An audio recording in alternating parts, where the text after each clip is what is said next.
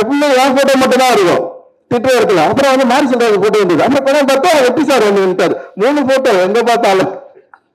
அந்த 3 போட்டோவை வந்து இப்போ வரைக்கும் திட்டிட்டு இருப்பாங்க. இப்போ காந்தாரா, இப்போ எப்பவுமே பெரிய படங்கள் வந்து வெற்றி அடைஞ்ச உடனே வந்து தமிழ் சினிமா ரசிகர்களுக்கு வந்து தமிழ் சினிமா 3 இயக்குநர்கள் போட்டோ வந்துடும்.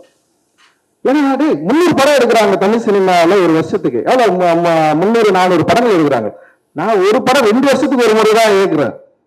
ஓகேவா? மாரி செல்வராஜ் வரைக்கும் 5 படம் தான் இயக்கிருக்கலாம்.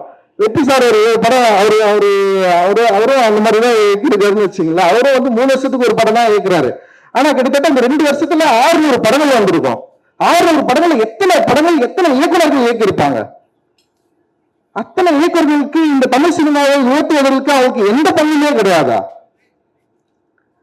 அத்தனை தமிழ் சினிமா இயக்குநர்களும் வந்து இங்க வந்து யாரு அவங்க படங்கள் பண்ணலையா? அவங்க அப்ப அவங்க தமிழ் சினிமாவை ஏன் உயர்த்துவதற்காக எந்த படமும் இயக்கலையா?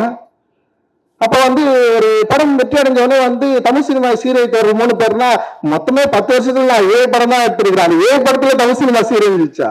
அப்ப மத்த இயக்குநர்கள் என்ன பண்றாங்க? இல்ல நீங்க தமிழ் ரசிகர்கள் என்ன பண்றீங்க? இங்கிருந்து மத்த என்ன பண்றீங்க? நீங்க ஏற வைக்கலாம் எல்லா படத்தையும்.